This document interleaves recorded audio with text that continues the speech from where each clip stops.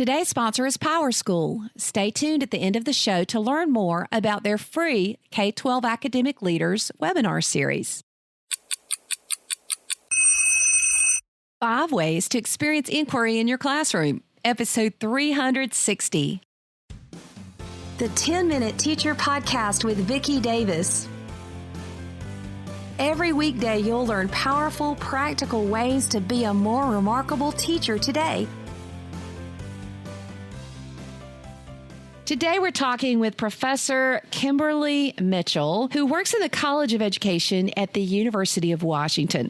She has a book that's just come out this September, Experience Inquiry. So, Kimberly, what is the first idea? Well, the first idea is establishing emotional connections. And so I suggest that we get really good as teachers at storytelling. Storytelling, metaphors, parables, that is the way we can get students to connect with what we're talking about and provoke some curiosity, because that's what it's all about, is provoking that curiosity. And you notice when you go into classrooms and you say, I want to tell you all a story, you immediately have all the eyes riveted on you. So getting really good at the stories that connect you to the students and the students to one another and everyone to the content at hand. Storytelling is a great way to do it. So, Kimberly, you teach with all of these methods. So can you give us an example of a story maybe that you've used in the past week or two to connect with your students?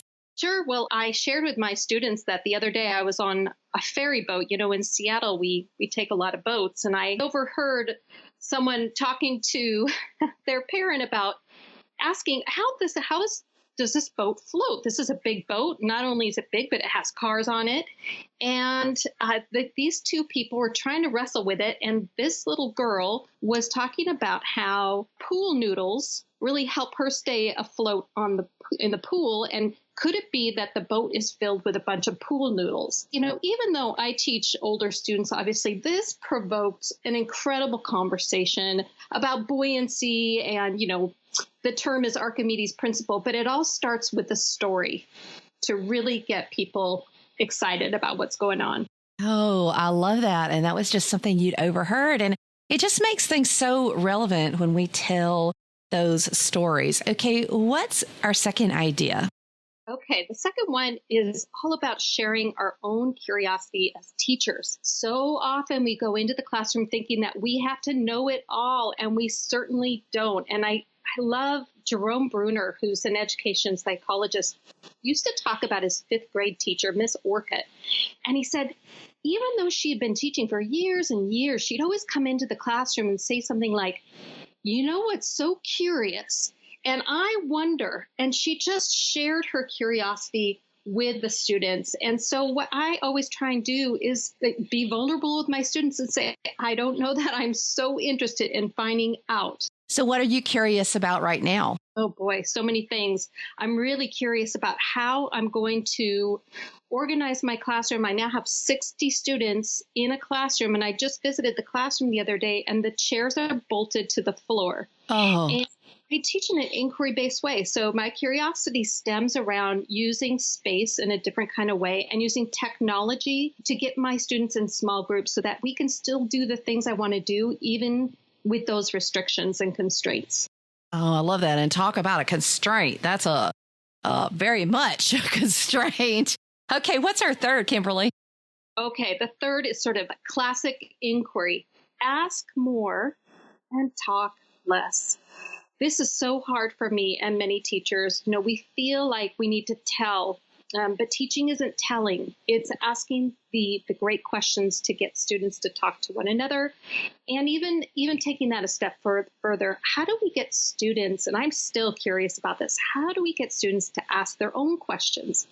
I find that, you go into preschool or kindergarten, the kids are just bursting with questions and why, and you'll almost have to manage the questions. And over the years, they get to my level and they're just silent. They're waiting, they're complying, they're waiting for the assignment and playing the game.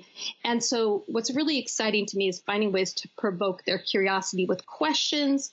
And one method that I have recently discovered comes out of an organization called the Right Question Institute. And they've developed something called the question formulation technique, or the QFT.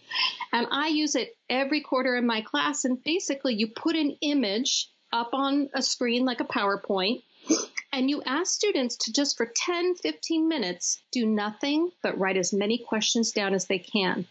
And you wouldn't believe how challenging this is at first for them. And I say, after about 5 minutes, you're going to look at each other and say, I've run out. I said, just give it time. The questions will come.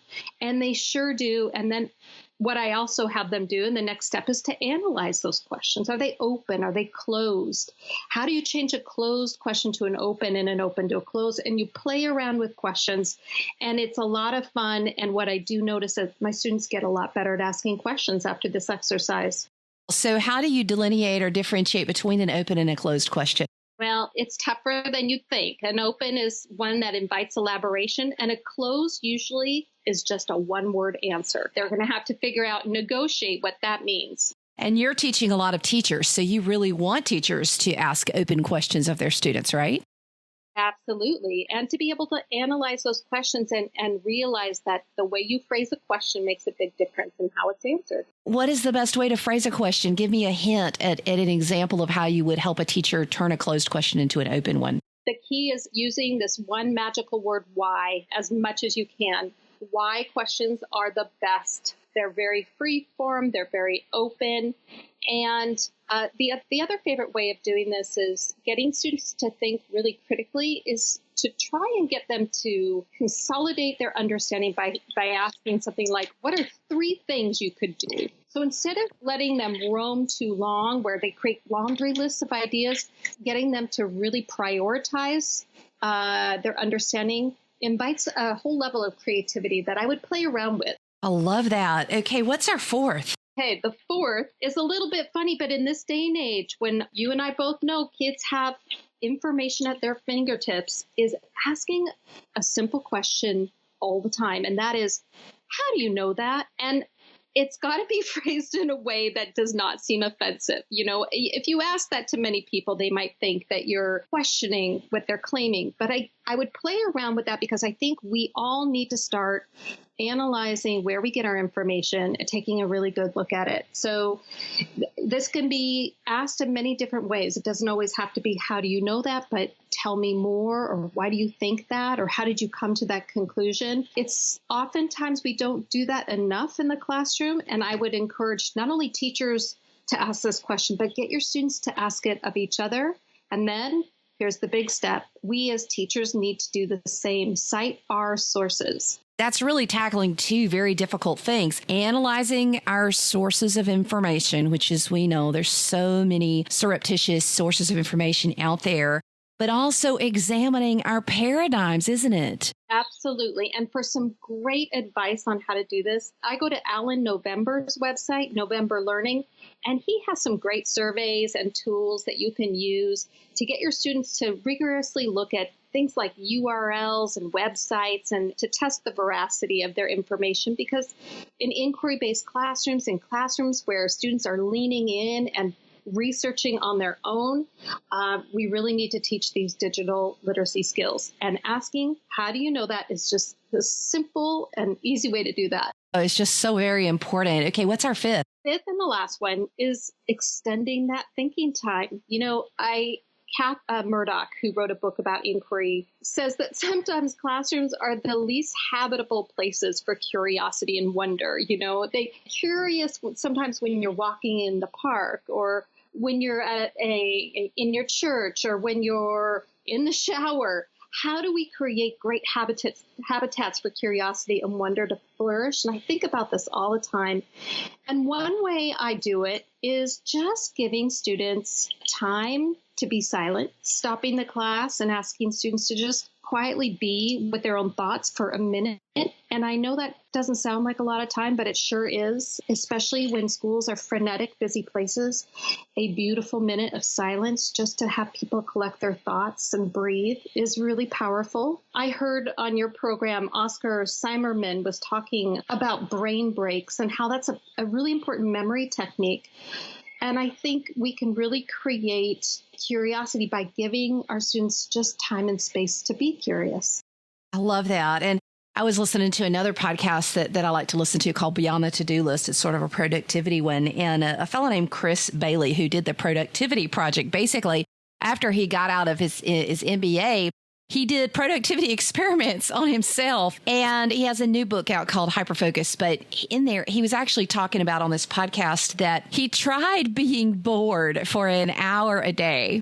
And he actually found out that in the research, it shows that when you are bored, that 45% of your thoughts are actually thinking about the future, and that we're not creative and we're not thinking about the future because we're not giving ourselves a chance to be bored. And I thought, how do you respond to that? I love it. I mean, I bored, being idle, being observant, looking around our world. I think this is so important, especially when we have so much competing for our time, these little devices in our hands, which are wonderful things, but setting them aside so that we can be with ourselves and be with family and be in nature, I think is critically important today. And that's something that so many of our students really struggle with. I know for me, yesterday, I actually spent some time listening to some old soundtracks like Out of Africa and Somewhere in Time. I mean, these are old, just very old, beautiful soundtracks. And just kind of, I'm not going to say bored because I truly wasn't bored, but I wasn't on Facebook. And I've been more curious today, and I've been more, interactive with my students today, just taking that hour to just listen and let my brain travel a little bit. And it's so wonderful for our students to see us pause every once in a while, because think about when they watch us as teachers, how we walk down the hallways. We're fast, we're busy. Can we just be in the moment with them? And something I'm also curious about is how well I'm listening to my students and thinking about the next thing that's going to happen, or am I truly listening to their questions and ideas? And that's something that I'm still working on. But just, to wrap it up, I really keep going back to that first one, those emotional connections. And you just did a program, Vicki, about your mom and talking about her boys and the cinnamon rolls. And I just think, going back to the why we're in the classroom, why are we doing this work? How are we contemporaries of our students? How do we hold their hands and explore with them? This is something I'm really curious about. And I've noticed that when I am curious right alongside them, it makes a big difference. Teachers, I just challenge you. How are you promoting inquiry in your classroom? How are you promoting inquiry between your own two ears? And are you actually taking time to promote curiosity and model curiosity in your own life? Check out Powerschool's Academic K-12 Leader Series, including the upcoming webinar on best practices for a balanced assessment system.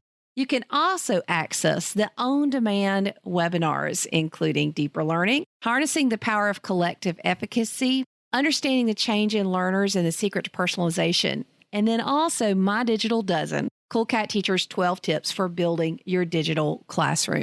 Just go to coolcatteacher.com/Powerschool webinar and learn more about this series and the Powerschool Unified Classroom. Powerschool is the only SIS and LMS that I recommend.